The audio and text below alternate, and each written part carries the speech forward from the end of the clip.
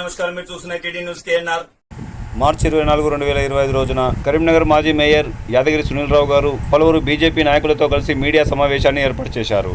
ఈ సమావేశంలో ఆయన మాట్లాడుతూ నిన్న జరిగిన బీఆర్ఎస్ పార్టీ సన్నాహక సమావేశం ఓదార్పు సమావేశంగా ఉందని ఎద్దేవా చేశారు. బీఆర్ఎస్ సమావేశంలో హిందువుల మనోభావాలు దెబ్బతినేలా వ్యాఖ్యలు చేయడం బాధాకరమని అన్నారు. బీఆర్ఎస్ సమావేశంలో కేటీఆర్ గారు మాట్లాడుతూ బీజేపీ పార్టీ ఇంటింటికి పంచిన అయోధ్య అక్షింతలు కాదని అనడం, రేషన్ బియ్యం తెచ్చి అక్షింతల పేరుతో పంచి ప్రజలను మోసం చేశారని వ్యాఖ్యలు చేయడాన్ని తీవ్రంగా ఖండిస్తున్నామని అన్నారు. ఈ సందర్భంగా ఇంకా పలు అంశాలపై వారు మీడియాతో మాట్లాడుతున్నారు. వారి మాటలోనే విందాం.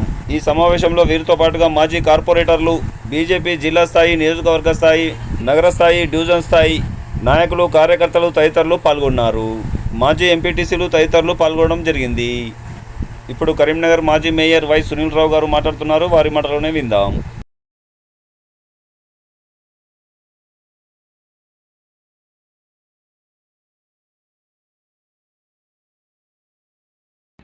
నిన్నటి రోజున కరీంనగర్లో బీఆర్ఎస్ పార్టీ ఒక సన్నాహక సమావేశం పేరుతోటి ఒక సమావేశం నిర్వహించుకున్నారు. దానికి వాళ్ళ party working president KT Rama Rao గారు మరి ఇతర నాయకులందరూ కూడా పాల్గొన్నారు. నేను ఆ సమావేశాన్ని మరి సన్నాహక సమావేశం అని భావించడం లేదు, ఒక ఓదార్పు సమావేశంగా, అంటే ఒక బీఆర్ఎస్ పార్టీ నాయకులందరూ కలిసి ఒక ఓదార్పు సమావేశం పెట్టుకున్నట్టుగా మరి భావించాల్సి వస్తా ఉన్నది. ఎందుకంటే నిన్న జరిగినటువంటి కార్యక్రమాలు కావచ్చు, మాట్లాడిన విధానం కావచ్చు, ఇవన్నీ చూస్తూ ఉంటే ఒక ఓదార్పు సమావేశంగా మరి వారు నిర్వహించుకున్నారని చెప్పి నేను తెలియజేసుకున్నా. ముఖ్యంగా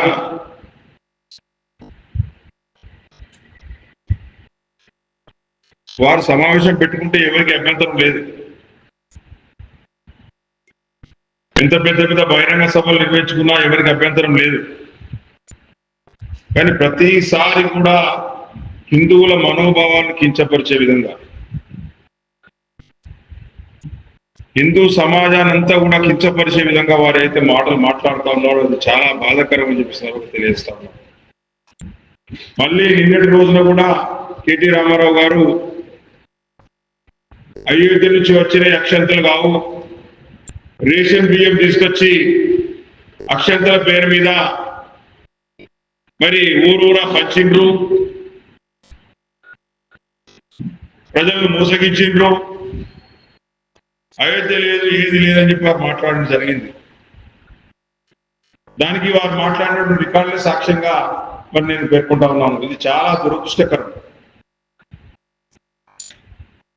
మీరు ఏదైతే ఒక వర్గం ఓట్ల కోసం, ఒక వర్గం మద్దతు కోసం యావత్ హిందూ సమాజాన్ని కించపరిచే విధంగా మాట్లాడే ప్రయత్నం చేస్తున్నారో దానికి ఆల్రెడీ ఒకసారి మొన్న జరిగిన పార్లమెంట్ ఎన్నికల్లో వచ్చిన తీర్పే నిదర్శనంగా మీకు తెలియకపోవడం చాలా శోచనీయమని చెప్పి నేను తెలియజేస్తా ఉన్నాను. ఈ విధంగా ప్రతిసారి కూడా హిందువుల మనోభావాలు కించపరచడంతో హిందూ సమాజం అంతా కూడా ఏకమైతా ఉన్నది. అది మీరు గమనించుకోకపోతే అది మీ దురదృష్టం అని చెప్పి నేను సర్వగా తెలియజేసుకున్నా. యావత్ సమాజాన్ని, హిందూ సమాజాన్ని కించపరిచే విధంగా మీరు చేసిన వాటిని తప్పకుండా కూడా ప్రజలు గమనిస్తా ఉన్నారు. ప్రతిసారి సందర్భం వచ్చినప్పుడు మీకు తగిన రీతిలో ఎన్నికల సందర్భంలో ప్రతిసారి కూడా మీకు బుద్ధి చెప్పినప్పటికీ కూడా మీ యొక్క చిత్తశుద్ధి అదే విధంగా ఉండడం అనేది చాలా శోచనీయం అని చెప్పి సరిగ్గా తెలియజేస్తా ఉన్నాను. అయోధ్యలో గుడి కట్టడం అనేది యావత్ భారతదేశ ప్రజల యొక్క, హిందువుల యొక్క చిరకాల వాంఛ. ఆ వాంఛ నెరవేర్చినటువంటి ఘనత మరి భారతీయ జనతా పార్టీ ప్రభుత్వానికి, నరేంద్ర మోడీ గారిది. మీరు దాన్ని కూడా కించపరుస్తా ఉన్నారంటే మరి మీరు ఏ విధంగా వ్యవహరిస్తా ఉన్నారో యావత్ హిందూ సమాజం అంతా కూడా గమనిస్తా ఉన్నది. అంతేకాకుండా మీరు నిన్న మాట్లాడుతూ ఉన్నారు బండి సంజయ్ గారి గురించి కూడా. బండి సంజయ్ గారికి అభివృద్ధి తెలియదు, బండి సంజయ్ గారికి ఏమి తెలియదు అని చెప్పి నిన్న మాట్లాడడం జరిగింది. అదే సందర్భంలో మీరు కరీంనగర్లో మా గంగుల కమలాకర్ మంచి గుడి కట్టిండని చెప్పి కూడా మరి మీరు మాట్లాడినారు. మరి ఇక్కడ అందరం ఉన్నాం, మీ అందరం కూడా కరీంనగర్లో పుట్టి పెరిగినాం, కరీంనగర్లో బతుకుతున్నాం. మరి ఎక్కడుందో ఆ గుడి అయితే మాకు కనబడం లేదు.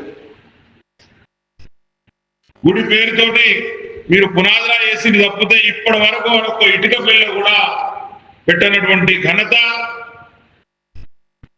మరి మీరు అప్పుడున్నటువంటి ఏడాది ప్రభుత్వంలో మీరు కావచ్చు, ఇప్పుడున్న ఈ ప్రభుత్వం కావచ్చు, ఎక్కడ కూడా ఈరోజు కరీంనగర్ నగర ప్రజలు చూస్తా ఉన్నారు.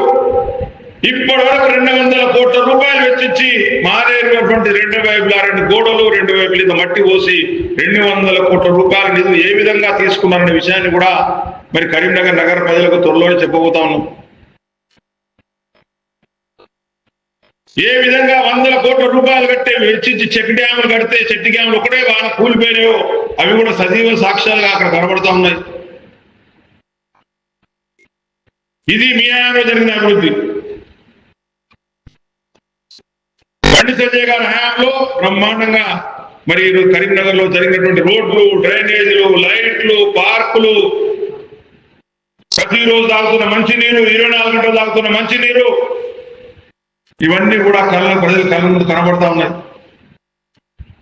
ప్రజలకు తెలుసు ఎవరేం చేస్తా ఉన్నారో, ఎవరెందుకు. అందుకోసమే మొన్న జరిగిన ఎన్నికల్లో, గత ఎన్నికల్లో 90,000 గెలిస్తే మొన్న 2,30,000 ఓట్లతోటి బండి సంజయ్ గారిని గెలిపించింది ప్రజలు, కరీంనగర్ పార్లమెంట్ ప్రజలు. ఇవన్నీ కూడా అభివృద్ధికి, బండి సంజయ్ గారు చేసిన అభివృద్ధికి తాత్కాలుగా మరి మేము తెలియజేస్తా ఉన్నాం.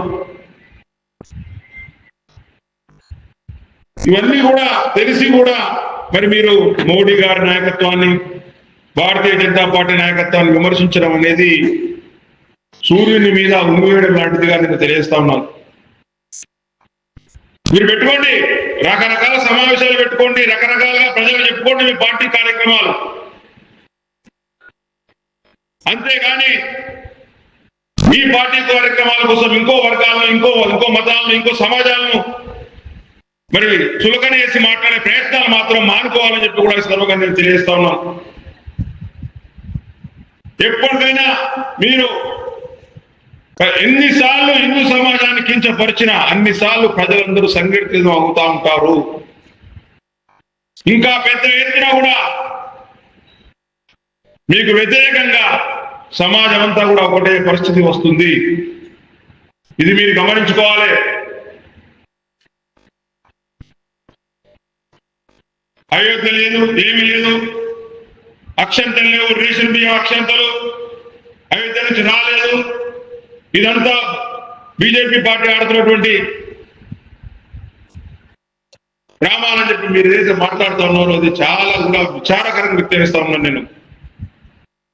ఇదంతా కూడా ప్రజలు గమనిస్తారు. తప్పకుండా కూడా సమయం వచ్చినప్పుడు, సందర్భం వచ్చినప్పుడు హిందూ సమాజం మొత్తం ఏకమై తగిన రీతిలో స్పందిస్తుందని చెప్పి ఈ సందర్భంగా తెలియజేస్తాం.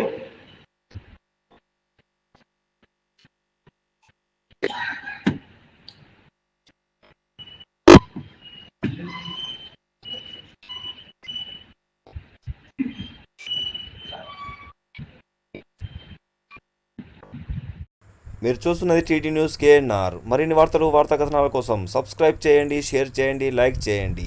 For more videos, for more updates please subscribe. అస్సలాము అలైకుం, నమస్కారం, ధన్యవాదాలు.